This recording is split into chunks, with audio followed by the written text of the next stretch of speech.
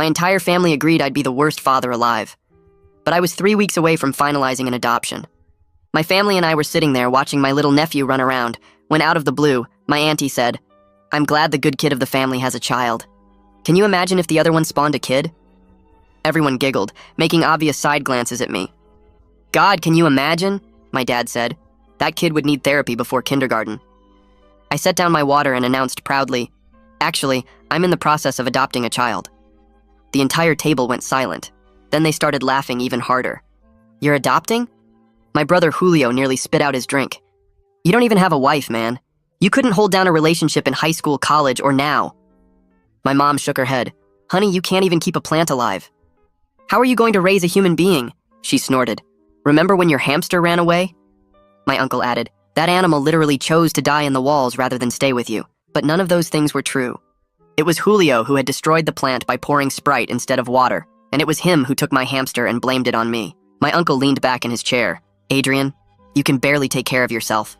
Your apartment's a mess. You eat takeout every night, and you're always forgetting to pay your bills on time. That's not father material. That's a death sentence for the kid." The entire table roared into laughter again, but that only made me more determined.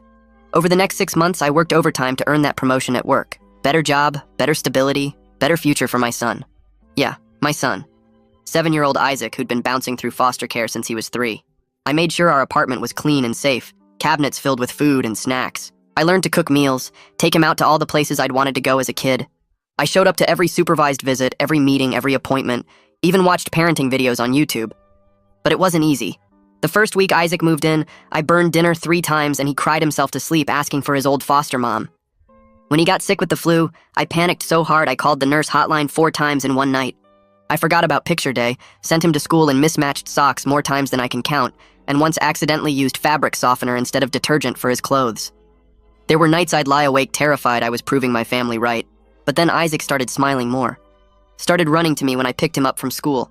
Started calling me dad without me having to ask. And I realized I was learning, slowly, messily, but I was learning. Meanwhile, Julio's perfect life was falling apart.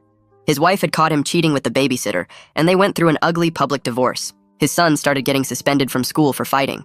But still, my family never joked about Julio being a terrible father. They rallied around him, supported him, told him it'd all work out. 3 months after the adoption was finalized, I received a call from school from his teacher, who boasted about how well-adjusted Isaac was and how much he constantly spoke about me. "You're clearly doing an amazing job," she said warmly. We started talking about more than just Isaac and quickly exchanged numbers, and for the first time, I had someone I really wanted to commit to, someone I knew who would be good to Isaac. But just as things started going great, on Isaac's 8th birthday party, something completely unexpected happened. My whole family came to see the mess, only to find a happy little family that they all said would never happen. None of them could look me in the eye until my brother Julio stumbled in drunk and upset. He looked at me holding Isaac's hand while we cut the cake, and something in him just broke. "You think you're so perfect now?" he yelled. "Playing happy family? That kid's gonna end up just as messed up as you. You're gonna ruin him just like you ruin everything." The room went completely silent. Isaac pressed closer to my side and yelled out weakly, "You're wrong! I love my dad, and he's the best." Then my mom stood up. "Julio, that's enough. Adrian has been an incredible father." My dad added awkwardly, "Better than I ever was, honestly." One by one, they each said something about how patient I was with Isaac, how happy he seemed, how I'd stepped up in ways they never expected. My girlfriend, Isaac's teacher, smiled and slipped her hand in mine. "You're the father all kids dream of having, and soon, you'll be the father of 2. She patted her stomach and smiled warmly. The entire family crowded around, giving their congratulations while my brother Julio stood there, turning more and more red. Then something in him snapped. He started laughing maniacally. "This is insane," he said, still laughing, his eyes wild. "You're all buying this? Adrian playing house with some random kid?" He stumbled forward, pointing at me. "I know what you did. I know your secrets. And if you think this little happy ending is real, you're all idiots." He looked right at Isaac and grinned. "Your dad's not who you think he is, kid." My girlfriend pulled Isaac close as Julio backed toward the door. "You'll see. You'll all see." The door slammed behind Julio, and nobody moved for a solid 10 seconds. My family just stood there staring at where he'd been, like they couldn't process what just happened. My mom opened her mouth, but nothing came out. My dad rubbed his face with both hands. I felt Isaac's small hand squeeze mine tighter, and that snapped me back to reality. I bent down and whispered that we should go open his presents in his room, away from all the grown-up stuff. He nodded and we walked down the hallway while I heard my auntie start saying something about Julio needing help. My hands shook as I helped Isaac tear into the wrapping paper on his biggest gift. He pulled out a new bike and his eyes went huge with excitement, but I could barely focus on his happy face because my brain kept spinning through everything Julio might know and everything he might tell people. I made myself smile and nod as Isaac showed me each new toy, but inside I was planning how to protect him from whatever bomb my brother was about to drop. After about an hour of opening presents and playing with new action figures, Isaac's eyes started getting heavy. I tucked him into bed surrounded by his new stuff, and he fell asleep almost instantly, probably worn out from all the party excitement and stress. I walked back to the kitchen where Kieran was cleaning up paper plates and plastic cups. She looked up at me and I could see the worry all over her face. We sat down at the kitchen table without saying anything for a minute. She reached across and took my hand. She asked me straight out if there was something from my past I hadn't told her about, something Julio could use against me. Her voice was steady, but I could hear the fear underneath it. I realized right then that I couldn't let Julio force this conversation, that I needed to be honest with her before he twisted everything into something worse. I took a deep breath and started talking. I told her about my early 20s when I'd struggled with drinking after dropping out of college the first time. I told her about the DUI I got when I was 23, how I'd kept it quiet for years because I was so ashamed. I explained the money problems I'd had back then, the credit cards I'd maxed out and couldn't pay, the debt collectors calling me for 2 straight years. I told her I'd only finished paying everything off about 6 months before I started the adoption process. She didn't say anything for a long time. She just sat there looking at her hands on the table. I felt like I might throw up waiting for her to respond. When she finally looked up at me, her eyes were wet, but she wasn't crying. She said she wished I'd trusted her enough to tell her sooner. She said she understood why I was scared to share it, but that hiding it made her wonder what else I might be keeping from her. Then she squeezed my hand and said we'd figure this out together, that my past didn't change how she felt about the man I'd become. The next morning, Isaac came into the kitchen while I was making pancakes and asked why Uncle Julio had been so mad at the party. I flipped a pancake and tried to think of how to explain it without scaring him. I told him that sometimes grown-ups have problems they need to work through and that Uncle Julio was dealing with some tough stuff that made him act mean. Isaac poured syrup on his pancakes and seemed to think about that for a second. He asked if Uncle Julio was mad at him and I said no, absolutely not, that this was about grown-up things that had nothing to do with Isaac. He nodded and started eating, then started talking about his new bike and whether we could go to the park later. Just like that, he bounced back to being his normal, happy self. It reminded me that kids can handle way more than we think they can, as long as they feel safe and loved. We spent the rest of the morning at the park, and Isaac rode his new bike around the path about 50 times. That afternoon, my phone rang and I saw it was my mom calling. I almost didn't answer, but Kieran gave me a look that said I should. My mom's voice sounded different from usual, softer maybe. She said she wanted to apologize for Julio's behavior and ask if I was okay. I sat down on the couch because this was the first time in my entire life that my mom had actually checked on how I was feeling about something. She said she'd talked to Julio that morning and he was a mess, but that his problems weren't my responsibility. I told her I appreciated her calling and that I was handling things, but that Isaac had to be my priority right now. She said she understood and that she was proud of how I'd handled everything. We talked for maybe 10 more minutes about normal stuff like Isaac's new bike and the weather. When I hung up, Kieran asked if that went okay, and I said it went better than I expected. Later that evening, after Isaac went to bed, Kieran suggested we should meet with her dad to tell him about the pregnancy before Julio caused more drama. She said she wanted her family to hear the important news directly from us, instead of through some twisted version my brother might spread around. I felt my stomach drop because meeting her dad under these circumstances wasn't exactly ideal. Gene had only met me twice before, and both times he'd been polite but distant, the way dads get when they're not sure about the guy dating their daughter. But Kieran was right that we needed to control our own story. I agreed, and she called her dad right then to set up dinner for later in the week. 3 days later, we drove to Gene's house on the other side of town. He lived in a nice neighborhood with big trees and houses that all looked the same. Kieran knocked on the door, and her dad opened it wearing jeans and a button-up shirt. He shook my hand firmly and invited us in. We sat in his living room and made small talk about work and the weather for about 5 minutes, before Kieran just came out and told him she was pregnant. Gene's face went through about 6 different expressions in 2 seconds. He looked at Kieran, then at me, then back at Kieran. He asked how long we'd been together, and Kieran said almost 5 months. He leaned back in his chair, and I could see him doing the math in his head, probably wondering if I was good enough for his daughter, and worried about how fast everything was moving.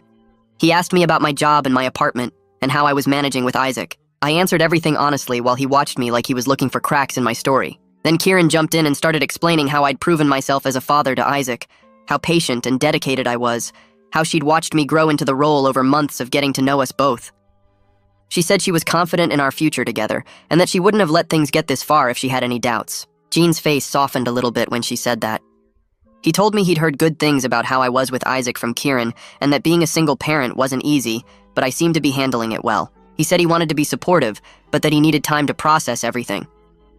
We stayed for another hour talking about practical stuff like doctor appointments and our plans for a bigger apartment. When we left, Gene hugged Kieran and shook my hand again, this time with a little less tension in his grip. Monday at work, I couldn't focus on anything. I kept staring at my computer screen without actually reading what was on it. My coworker Vanessa walked past my desk 3 times before she finally stopped and asked what was wrong. Vanessa had been supportive through the whole adoption process, always asking about Isaac and celebrating the small wins with me. I gave her the basic outline of what happened at the party, how Julio showed up drunk and made threats about exposing my secrets. She pulled up a chair and sat down next to my desk. She reminded me that I'd overcome way worse challenges than a jealous brother, that I'd built a good life despite my past mistakes, and that the people who mattered knew who I really was. She said Julio was clearly spiraling, and that his words said more about him than about me. I felt a little better after talking to her, enough to actually get some work done that afternoon. That night after Isaac went to sleep, my phone started buzzing with text messages. I picked it up and saw they were from Julio. The first one said he knew everything about my past, and that the truth was going to come out whether I liked it or not. The second one said I'd fooled everyone but not him, that he saw right through my act. The third one was just rambling about how I didn't deserve the family I'd built. I screenshot every message and showed them to Kieran. Her face got hard as she read through them. She said if his messages kept coming like this, I might need to think about getting a restraining order. I didn't want to go that far with my own brother, but I also couldn't let him keep threatening me and scaring my family. I saved all the screenshots in a folder on my phone just in case. 2 days later, Isaac's school counselor called and asked if I could come in for a meeting. My first thought was that something was wrong, but she said it was just a check-in about how Isaac was handling the news about becoming a big brother. I scheduled it for the next afternoon and showed up 15 minutes early because I'm always paranoid about being late to anything involving Isaac's school. The counselor was a nice woman in her 40s who'd worked with Isaac a few times before. She said she wanted to touch base about the family changes since those could sometimes affect kids in unexpected ways.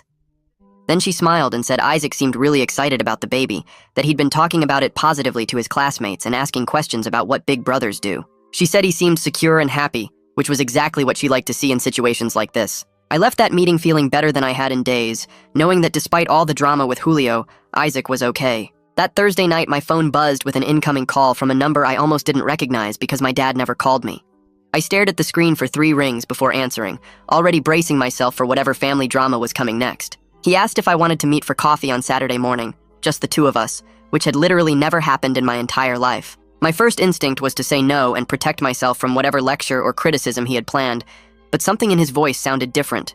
I told him I could meet him at the diner near his house around 10, then spent the next 2 days wondering what he wanted and whether this was some kind of trap. Saturday morning, I showed up 15 minutes early because I'm always paranoid about being late, and I sat in my car watching the diner entrance until I saw my dad's truck pull into the parking lot. He looked older than I remembered as he walked toward the door, his shoulders a little more hunched than they used to be. Inside the diner, we took a booth by the window and ordered coffee, both of us avoiding eye contact while the waitress filled our cups. My dad cleared his throat 3 times before he finally started talking, admitting he'd been too hard on me growing up and that he'd spent years projecting his own failures onto me instead of supporting me. He said watching me with Isaac at the birthday party made him realize what real fatherhood actually looked like, and it forced him to confront how badly he'd messed up with both me and Julio. I sat there frozen with my coffee cup halfway to my mouth, not knowing how to process what I was hearing. He kept going, saying he wanted to try building a better relationship if I was willing to give him that chance, and his eyes were actually wet, like he might cry. I didn't know what to say at first because this was the man who'd spent my entire childhood telling me I'd never amount to anything, and now he was sitting across from me apologizing. Eventually, I told him I appreciated the apology, and I was willing to take things slowly, 1 step at a time. We agreed to start with monthly lunches where we could get to know each other as adults, instead of falling back into the same broken patterns from my childhood. The conversation felt awkward and uncomfortable, but also kind of necessary, like lancing an infected wound that had been festering for decades. We finished our coffee and went our separate ways, and I drove home feeling weird and off balance, but maybe a little bit hopeful. Tuesday night the following week, I was helping Isaac with his homework at the kitchen table when someone started pounding on my apartment door. The banging was so loud and aggressive that Isaac jumped in his chair and looked at me with scared eyes. I recognized Julio's voice immediately as he started yelling from the hallway about how I was a fraud and everyone was going to find out the truth. I told Isaac to go to his room and put on his headphones, then I locked his door from the outside before calling the police. Julio kept pounding and screaming while I stayed on the line with the dispatcher, and I could hear other neighbors opening their doors to see what was happening. I called Kieran next and she stayed on the phone with me, her voice calm and steady, while Julio's yelling got more and more incoherent. The police arrived within 10 minutes and I heard them in the hallway telling Julio to calm down and step away from my door. He started arguing with them, his words slurred and angry, and then I heard the sound of handcuffs clicking. One of the officers knocked and identified himself, so I opened the door to find Julio being led away in restraints, his face red and his eyes unfocused. The officer took my statement about the harassment and the threatening texts, then informed me that Julio was arrested for public intoxication and disturbing the peace. He suggested strongly that I should consider filing for a restraining order, given how Julio's behavior was escalating and becoming more threatening. After they left, I unlocked Isaac's room and found him curled up on his bed with his headphones still on, and it took me 20 minutes to convince him that everything was okay and he was safe. The next morning, I took off work and spent hours at the courthouse gathering all the documentation I needed for the restraining order filing.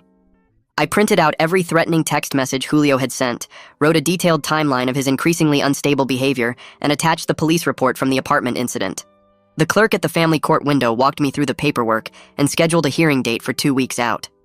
My hands shook while I filled out the forms because this felt like such a huge step to take against my own brother, but I kept thinking about Isaac's scared face and knew I had to protect him.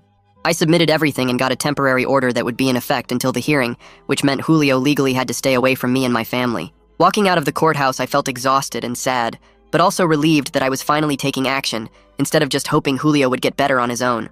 That afternoon, my mom called with her voice thick from crying, saying she'd heard about Julio's arrest and didn't know what to do or how to help either of us. She kept saying she was torn between her 2 sons and felt like she was losing both of us to this conflict.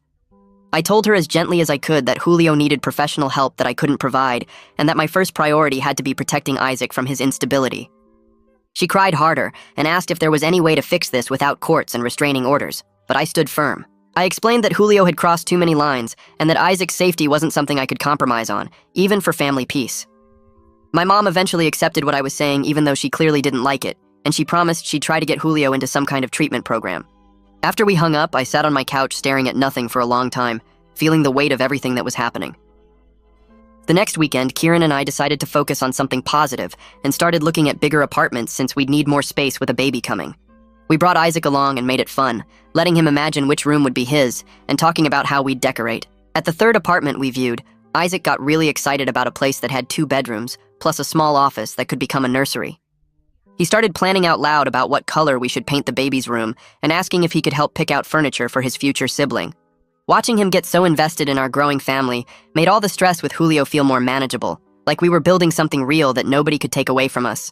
We put in an application for that apartment that same day and crossed our fingers that we'd get approved. 2 weeks later, I sat in the courtroom waiting for the restraining order hearing to start, with Kieran beside me and a folder full of evidence on my lap. Julio showed up 10 minutes late looking disheveled and angry, with wrinkled clothes and uncombed hair. He was representing himself and immediately started rambling to the judge about how I was manipulating everyone and destroying our family. The judge let him talk for about 2 minutes before cutting him off and asking to see my documentation. I handed over the police report, the screenshots of threatening texts, and my written statement about the escalating harassment. Julio tried to interrupt several times, but the judge told him firmly to wait his turn. After reviewing everything, the judge granted my request for a 1-year restraining order, stating that the documented harassment and police involvement showed a clear pattern of threatening behavior. Julio's face turned red and he started to argue, but the bailiff stepped forward and the judge warned him that any violation would result in immediate arrest. Walking out of that courtroom, I felt safer than I had in weeks, even though I knew this was just going to make Julio angrier. 3 days after the hearing, my auntie called asking me to drop the restraining order because it was tearing the family apart. She said everyone was upset and taking sides and that I was making things worse by involving the courts in family business. I told her firmly that Julio's behavior was what caused the problems, not my response to protect my family from his instability. She pushed back, saying I was being too harsh and that Julio just needed time and support, but I refused to back down. I explained that Isaac had nightmares after the apartment incident and that his sense of safety mattered more than keeping family peace. My auntie went quiet for a minute, then said she understood even though she clearly wasn't happy with my answer, and she hung up without saying goodbye. I knew this meant more family drama was coming, but I didn't care anymore because Isaac's well-being was the only thing that mattered. The following week, I had my scheduled post-adoption check-in with Isaac's social worker, and I decided to be completely transparent about everything happening. I disclosed the whole situation with Julio, including the restraining order and the apartment incident, and I also told her about my past DUI from my early 20s that I'd kept quiet about for years. She listened carefully and took notes, then surprised me by saying my transparency showed good judgment and responsibility. She pointed out that I'd been sober for years, that I'd built a stable life, and that my immediate action to protect Isaac from Julio demonstrated exactly the kind of parenting instincts she liked to see. She noted everything in her file and said there were no concerns about Isaac's placement, which made me feel like I could finally breathe again. Walking out of that meeting, I realized that being honest about my past and my current struggles was actually making me a better parent, not a worse one. 2 weeks later, Kieran and I sat in the waiting room at the women's health clinic for her first ultrasound appointment. Isaac was at the school and I kept checking my watch even though we had plenty of time. The nurse called Kieran's name and we followed her back to a small dim room with an ultrasound machine. Kieran lay back on the exam table and lifted her shirt while the technician squirted cold gel on her stomach. The screen flickered to life and suddenly there it was, this tiny flickering blob that was our baby. The technician pointed out the heartbeat and measured different parts while typing notes. I stared at that screen thinking about how a year ago, my family laughed at the idea of me being a father. Kieran reached over and squeezed my hand without looking away from the monitor. She leaned close and whispered that she was proud of me. My eyes got wet and I had to blink a few times because I didn't want to cry in front of the technician. We left with printouts of the ultrasound images and I tucked them carefully in my wallet. The following Saturday, Gene Mercer called and asked if I wanted to go to a baseball game with him, just the two of us. I said yes, even though it felt like some kind of test. We met at the stadium and found our seats in the upper deck. Gene bought us hot dogs and beer, though I stuck with soda. For the first few innings, we just watched the game and made small talk about the players. Then during the 7th inning stretch, he asked about my job. I told him about the promotion I'd earned and how the stability helped during the adoption process. He nodded and asked what my plans were for the future. I explained I wanted to provide for Kieran and both kids, maybe eventually buy a house with a yard. He asked direct questions about my commitment to his daughter and whether I understood what I was taking on. I met his eyes and told him I'd never been more sure about anything in my life. By the 9th inning, he seemed more relaxed. He clapped me on the shoulder when our team scored and said he was glad Kieran found someone solid. We walked back to the parking lot, and he shook my hand firmly before we drove off in separate directions. That Tuesday evening, I was scrolling through Facebook when I got a message request from someone named Maria Torres. I clicked on her profile and realized it was Julio's ex-wife. My finger hovered over the delete button, but curiosity won. She wrote that she wanted to apologize for Julio's behavior at Isaac's party. She explained he'd been spiraling since their divorce, and his drinking had gotten much worse over the past few months. She said Julio had always been jealous of me, even though from the outside it looked like he had everything. The message was long and detailed about his struggles with anger and alcohol. She said she felt guilty for not warning me sooner about how unstable he'd become. I sat there staring at my phone for a long time before typing a response. I thanked her for reaching out and told her I appreciated the apology, but I made it clear I couldn't help Julio until he helped himself. I explained that I had to prioritize my own family's safety, especially Isaac's. She responded quickly, saying she completely understood. She wrote that she was trying to protect their son from Julio's problems too. We messaged back and forth a few more times and found unexpected common ground in our situations. Both of us had kids to protect from Julio's mess. Before logging off, she wished me luck with the new baby and said Isaac was fortunate to have me. The next morning, Isaac sat at the breakfast table pushing cereal around his bowl.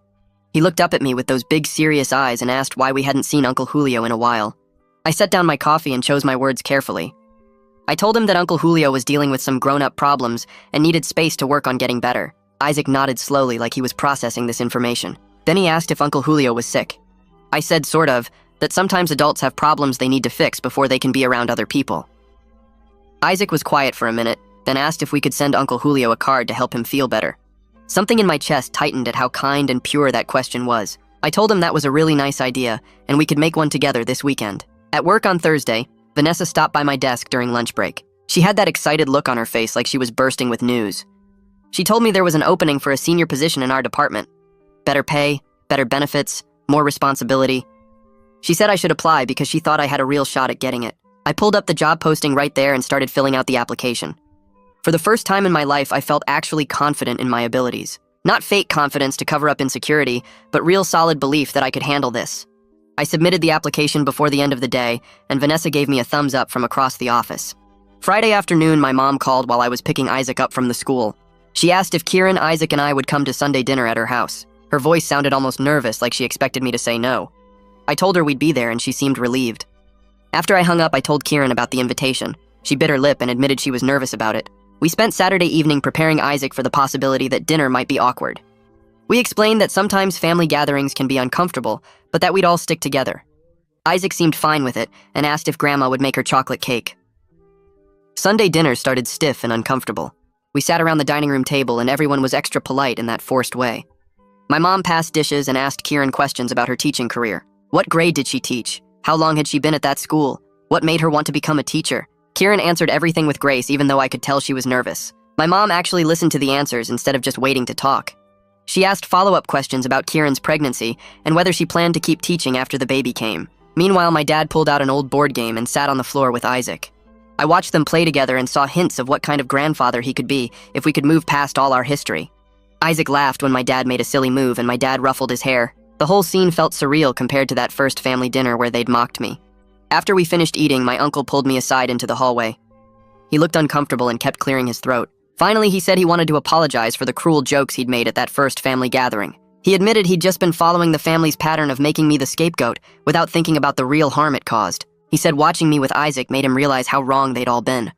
I stood there looking at him and felt the weight of all those years of being the family joke. I told him I accepted his apology, but that it would take time to rebuild trust. He nodded and said he understood, and that he'd work on earning it back. Wednesday afternoon, my phone rang while I was in a meeting at work. I saw it was Isaac's school and stepped out to answer. The principal's voice was tense and professional. She said there was a situation and I needed to come to the school immediately. My stomach dropped and I grabbed my keys and ran. I drove there, breaking probably every speed limit. When I pulled into the parking lot, there were 2 police cars parked near the entrance. I ran inside and found Isaac sitting in the counselor's office looking small and scared. The principal explained that teachers had spotted Julio acting strange in the parking lot during pickup time. He'd been pacing and yelling and trying to get close to the building. They'd initiated a lockdown and called the police. Officers arrived and arrested him for violating the restraining order. Isaac was safe the whole time, but he'd heard the lockdown announcement and got scared. I knelt down and hugged Isaac tight while rage burned in my chest. Julio's problems had now touched my son's sense of security at his own school, the one place that should always feel safe for him. I thanked the counselor and principal for protecting Isaac. Then I carried him out to the car and drove home, my hands shaking on the steering wheel the entire way. That night, Isaac asked me 3 times if the doors were locked, and twice if someone could get into his window. I checked everything in front of him and sat on the edge of his bed until he fell asleep. My phone buzzed around midnight with a text from my mom asking me to call her as soon as possible. I stepped into the hallway and dialed her number. She told me Julio had been arrested at the school and taken to the county jail. The judge set his bail at $15,000 this time, instead of the original $5,000. She said he also ordered Julio to get evaluated for substance abuse before any future hearings. Then she asked if I could help pay the bail money because she and my dad didn't have that much available right now. I told her no. She went quiet for a long moment before asking me to reconsider because Julio was still my brother and he needed family support. I explained that giving him money to avoid consequences wouldn't help him get better. She started crying and said I was being cruel and that Julio was going through a hard time. I stayed firm and told her that protecting Isaac was my first priority and that Julio needed to face what he'd done. She hung up on me. Isaac woke up screaming that first night. I ran to his room and found him sitting up in bed with tears running down his face. He said he dreamed that Uncle Julio broke into the school and took him away. I sat next to him and turned on his nightlight and told him that would never happen because the school had good security and I would always protect him. He asked if Uncle Julio was mad at him. I promised him that Julio's problems had nothing to do with him and that none of this was his fault. We sat there for an hour while I rubbed his back and told him stories about funny things that happened when I was his age. He finally fell back asleep around 3 in the morning. The same thing happened the next night and the night after that. Each time he woke up scared and each time I stayed with him until he felt safe enough to sleep again. Kieran came over on the 4th night and found me exhausted on the couch after getting Isaac back to sleep. She sat down and put her hand on my arm. She suggested we start family therapy to help Isaac process everything that had been happening. I agreed immediately because I could see the fear in Isaac's eyes was getting worse instead of better. The family therapist's office had comfortable chairs and toys in the corner for younger kids. Isaac sat between me and Kieran during our first session while the therapist asked him about school and his friends and his favorite things to do. Then she gently asked about the scary thing that happened at the school. Isaac looked down at his hands and said he heard the lockdown alarm and got really scared. The therapist nodded and asked what made him scared. He said he worried that someone bad was trying to hurt people. She asked if he knew who the person was and he shook his head, even though I knew he probably figured it out. We went back every week after that. The therapist taught Isaac some breathing exercises to use when he felt scared. She also taught me better ways to reassure him without accidentally making his fears bigger. Kieran joined some of the sessions to show Isaac that she was part of our family team and that she would help keep him safe too. After about a month, Isaac's nightmares started happening less often. He still had them sometimes, but not every single night like before. My boss called me into her office on a Thursday afternoon. I walked in expecting another project assignment, but instead she told me I was promoted to senior analyst. The position came with a $20,000 raise and better health insurance that would cover more of the pregnancy costs. She said I'd earned it through consistent hard work and reliability over the past 2 years. I thanked her and tried to keep my expression professional, but inside I felt like jumping up and down. That evening, Vanessa insisted on taking me out to celebrate. We went to a bar near the office and she ordered a beer while I stuck with soda. She raised her glass and made a toast to my success and to proving everyone wrong about what I could accomplish. I clinked my glass against hers and felt grateful to have a friend who'd supported me through the whole adoption process and everything with Julio. My mom called 2 weeks after Julio's arrest to tell me about his court-mandated evaluation results. The evaluator determined he had a serious alcohol problem and recommended inpatient treatment. The judge ordered him to complete a 30-day rehab program at a facility about an hour away. My mom said Julio had finally agreed to go after fighting it at first. She sounded hopeful that this might actually help him turn things around. I felt a small flicker of hope too, but I wasn't ready to let my guard down or trust that 1 month would fix years of problems. I told my mom I was glad he was getting help, but that I needed to see real long-term change before I'd consider letting him back into Isaac's life. She said she understood even though I could hear the disappointment in her voice. Kieran and I spent 3 weekends looking at apartments in our price range. Most of them were too small or in bad neighborhoods or had landlords who seemed sketchy. Then we found a 3-bedroom place on a quiet street in the same school district where Isaac already went. It had a small fenced yard in the back and enough space for Isaac to have his own room and for us to set up a nursery for the baby. The kitchen was updated and the landlord seemed reasonable when we met him. We signed the lease that same day. Isaac came with us to see it before we signed, and he ran from room to room getting excited about having a bigger space. He picked out which room he wanted and started planning where he'd put his toys and his bed. Watching him happy and excited made all the apartment hunting worth it. Moving day came faster than expected. I'd packed up most of our stuff over the previous week, but there were still boxes everywhere when my dad showed up that Saturday morning. He'd never offered to help me move before, so I was surprised when he called and asked what time to arrive. We worked together carrying boxes down the stairs and loading them into the moving truck I'd rented. He didn't say much at first, but as we carried a heavy bookshelf together, he told me he was proud of how I'd handled everything with Julio. He said I'd shown more strength and better judgment than he ever had. Then he admitted he'd been wrong about my abilities as a father and wrong about a lot of things when I was growing up. We set the bookshelf down in the truck and I thanked him for saying that. It wasn't a complete repair of our relationship, but it felt like a real start. Jean showed up at the new apartment the following weekend with a woman I'd never met before. Kieran introduced her as her mom, and I shook her hand feeling suddenly nervous about making a good impression. They brought housewarming gifts including kitchen supplies and a gift card to a local grocery store. Kieran's mom immediately started asking Isaac about school and his favorite subjects and whether he liked to read. He warmed up to her quickly and showed her his new room. She told him it was a perfect room for a smart boy like him and that she was so happy to have him as her grandson. Watching her treat Isaac like family without any hesitation made my throat tight with emotion. Jean caught my eye and nodded like he approved of how things were going. A few days later, Isaac was helping Kieran set up the nursery when he called her Miss Kieran instead of just Kieran. She stopped arranging baby clothes and looked at him with tears in her eyes. She asked him if he'd like to call her something else eventually, like maybe a name that showed she was special to him. He thought about it for a minute, then said he liked Miss Kieran for now because it felt right. She hugged him and told him that was perfect, and he could call her whatever made him comfortable. I stood in the doorway watching them and realized Isaac was finding his own way to accept her as part of our family. 30 days after Julio entered rehab, his counselor called my cell phone. She introduced herself and explained she was working with Julio on his recovery program. She asked if I'd be willing to participate in a family therapy session as part of his treatment plan.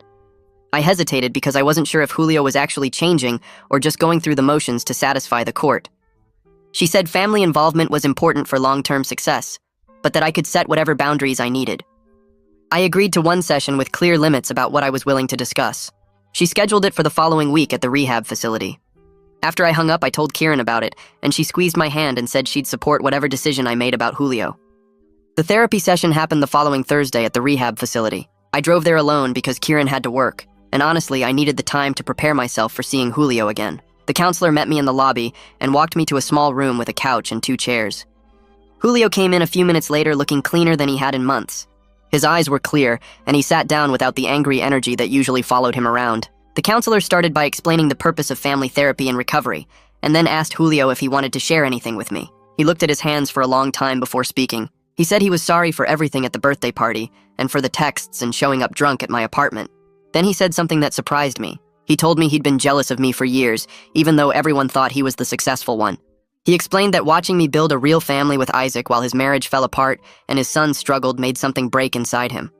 He said it wasn't fair that the screw-up brother got to have the happy ending while the golden child lost everything. The counselor asked him to explain what he meant by that. Julio talked about how he always felt pressure to be perfect and how he resented that I seemed free from those expectations, even if it meant being the family joke.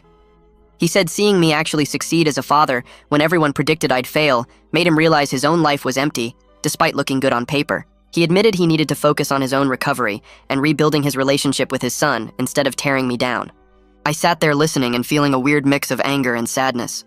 Part of me wanted to tell him how much damage he'd caused. Part of me understood that his jealousy came from a real place, even if his actions were wrong. When the counselor asked if I wanted to respond, I told Julio I was accepted his apology, but that rebuilding trust would take a long time. I explained that I needed to see real change over months, not just words in one therapy session before I'd consider letting him back into Isaac's life. The therapist nodded and told Julio that respecting my boundaries was an important part of his recovery process. She said he couldn't control my timeline for forgiveness, and that pushing for more access than I was comfortable with would only damage things further. Julio agreed and said he understood. The session ended with the counselor scheduling a follow-up in a month if I was willing. I said I'd think about it and left feeling drained, but also like maybe this was the beginning of something different between us. 2 weeks later, my mom called while I was making dinner. She told me that she and my dad had started attending Al-Anon meetings to learn how to support Julio without enabling his problems. Her voice sounded different from usual, less defensive and more honest. She said the meetings were helping them understand that asking me to bail Julio out had been wrong. She apologized for putting that pressure on me and said she understood now why I refused. I thanked her for telling me and said I was glad they were getting help too. It felt like the first real conversation we'd had in years, where she wasn't making excuses for Julio or dismissing my feelings. After I hung up, Kieran came into the kitchen and asked how it went. I told her about the Al-Anon meetings and she smiled and said my parents were finally taking responsibility. Then she sat down at the table and looked at me with this serious expression. She said she'd been thinking about us and the baby and our future. She asked if I'd want to get married at the courthouse before the baby arrived. She explained that she wanted to make our commitment official without the stress of planning a big wedding. I looked at her sitting there with her hand on her growing belly and felt this rush of certainty. I said yes immediately. We decided to invite just our parents and Isaac and Vanessa as witnesses. Keep it simple and focused on what actually mattered. The courthouse wedding happened on a Friday morning 3 weeks later. Isaac wore his nicest shirt and kept asking if he could see the rings. My parents arrived early, looking nervous but happy. Jean and Kieran's mom showed up right on time with flowers for Kieran. Vanessa hugged me and said she was proud of how far I'd come. We all stood in the small courthouse room while the judge performed the ceremony. Isaac stood between Kieran and me, holding our rings in his small hands. His face was bright with pride, like he understood this was his family becoming official. When the judge pronounced us married, both sets of parents had tears in their eyes. My mom hugged Kieran and called her daughter for the first time. My dad shook my hand and pulled me into an awkward hug. Jean kissed his daughter's cheek and nodded at me with approval. After the ceremony, we all went to Isaac's favorite pizza place to celebrate. Isaac told everyone at the table about how he got to hold the rings and how he was going to be the best big brother ever. The whole meal felt easy and natural, like this was how family was supposed to be. On Monday, Isaac told his class about the wedding during sharing time. His teacher sent home a folder that afternoon full of drawings his classmates had made of our family. Some showed me and Kieran and Isaac holding hands. Others included a baby in a basket or a crib. One kid drew our whole family as superheroes, which made Isaac laugh so hard he couldn't breathe.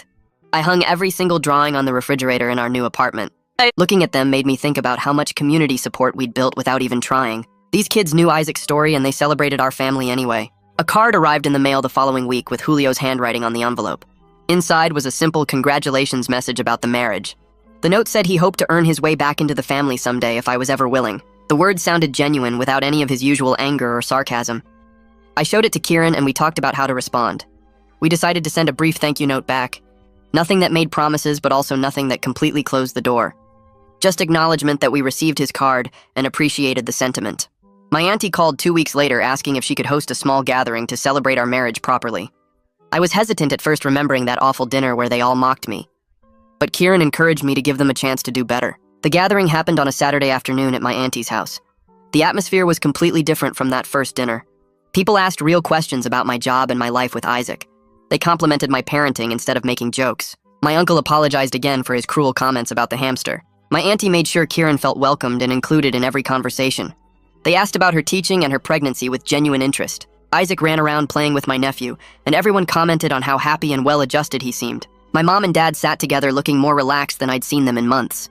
It felt like the family was finally seeing me as an actual person instead of their designated failure. Jean pulled me aside near the end of the gathering.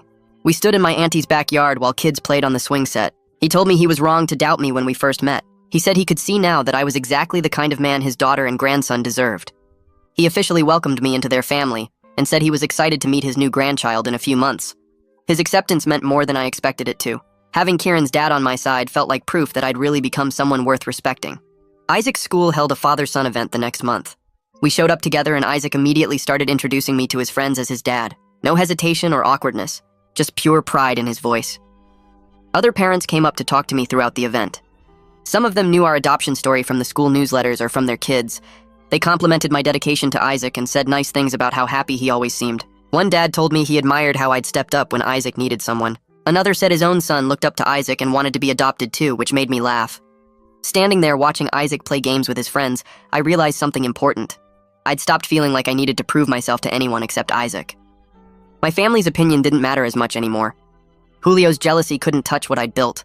All that mattered was that Isaac felt loved and secure, and that our family was real regardless of what anyone else thought. 3 weeks before Kieran's due date, I woke up on a Saturday morning to her shaking my shoulder.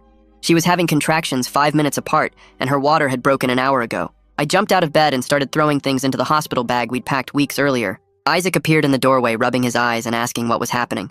I told him the baby was coming early, and we needed to get him to Grandma and Grandpa's house right away. He got excited and started bouncing around asking if he could meet his sister today. I called my parents while helping Kieran to the car. My mom answered on the second ring and said to bring Isaac over immediately, that she'd have breakfast ready for him. The drive to my parents' house took 15 minutes, and I kept glancing at Kieran, who was breathing through contractions and timing them on her phone. Isaac sat in the back asking a million questions about whether the baby would be tiny and if she'd know who he was right away. When we pulled up to my parents' house, my mom was already waiting at the door. She took Isaac's hand and told me to go, that she'd take good care of him. Then she looked at me and said something I'd never heard before.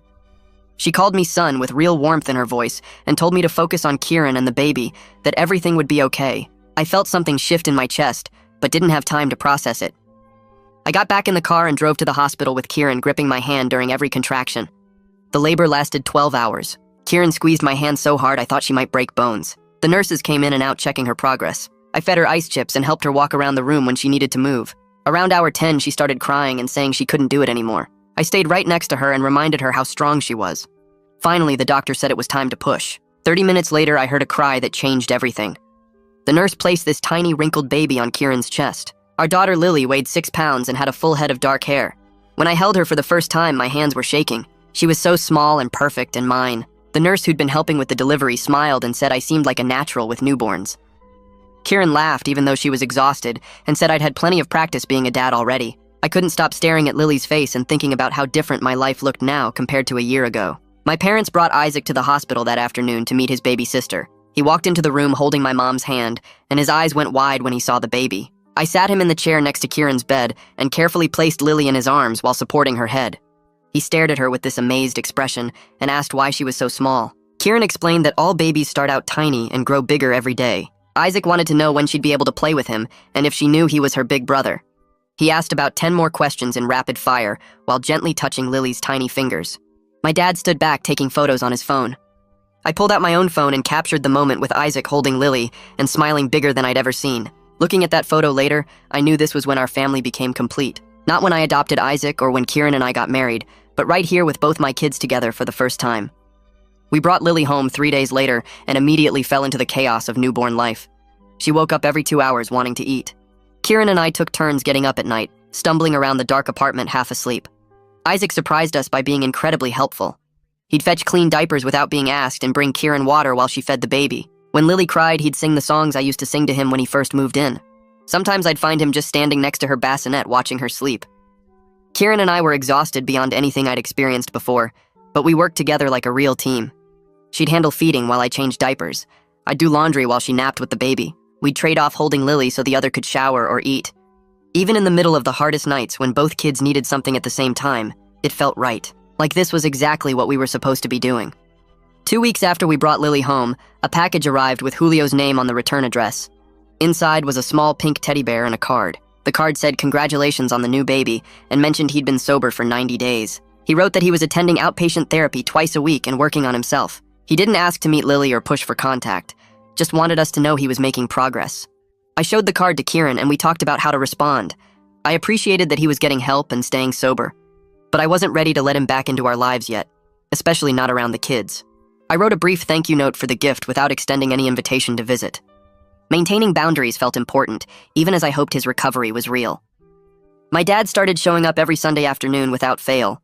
He'd spend an hour playing with Isaac in the living room while holding Lily and making faces at her. Isaac loved having his grandpa's attention and would show off his reading skills or tell stories about school. My dad seemed genuinely interested in everything Isaac said. He'd ask questions and laugh at Isaac's jokes and help him build elaborate block towers. With Lily, he was gentle and patient, letting her grip his finger while he talked to her in a soft voice. I'd watch him with both kids and see a different person than the father I grew up with. He was present and engaged in ways he'd never been with me or even with Julio's son. It felt like he was trying to be the grandfather he wished he'd been as a father. Jean and Kieran's mom became regular fixtures in our apartment during those early weeks.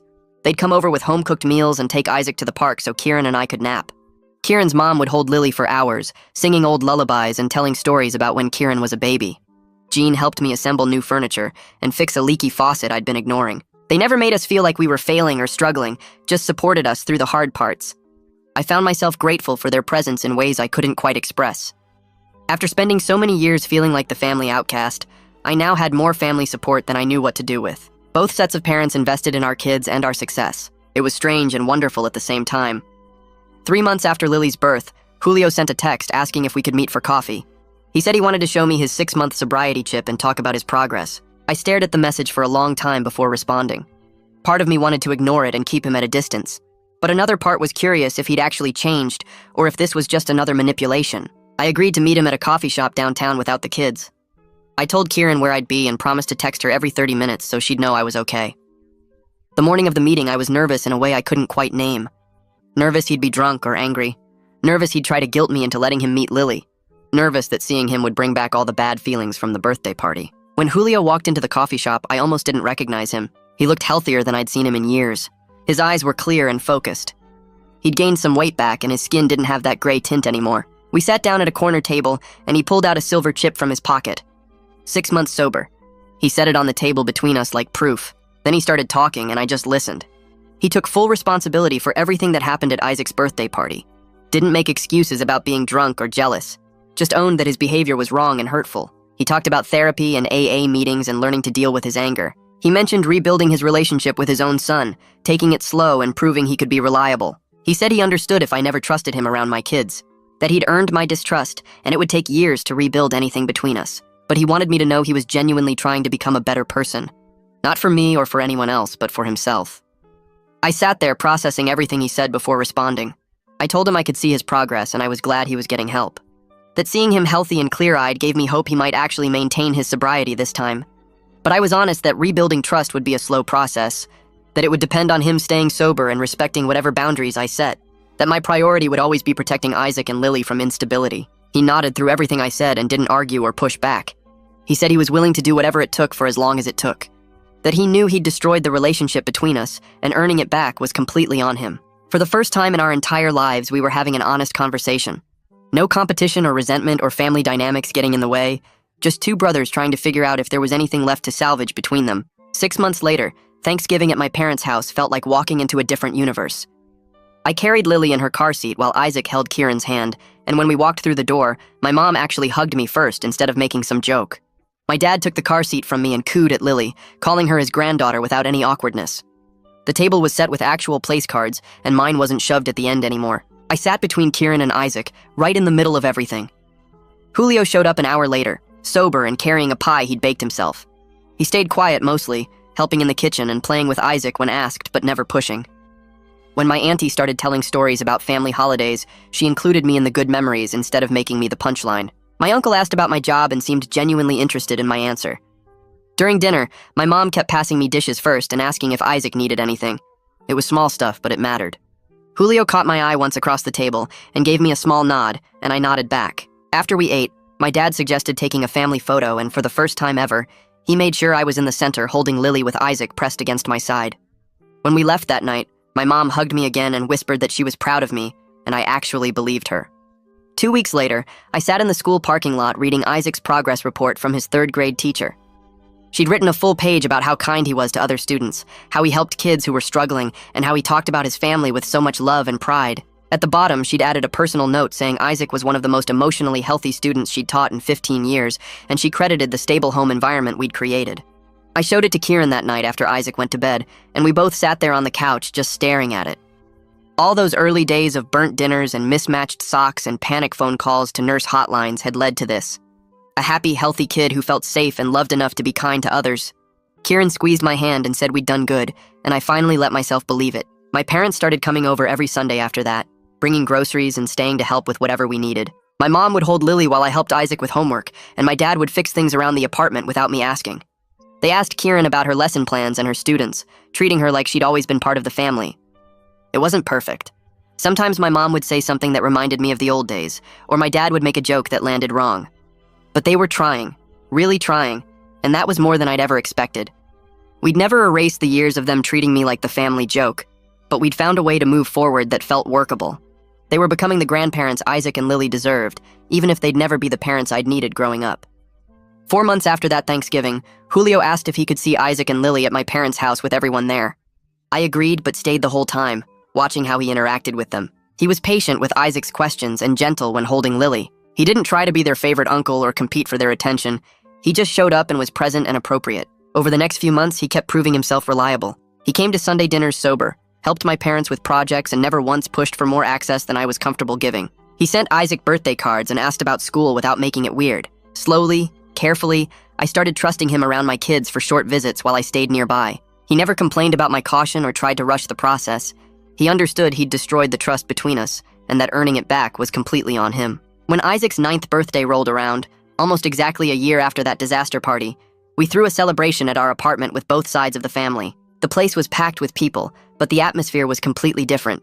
Jean and Kieran's mom brought a huge cake they'd decorated themselves.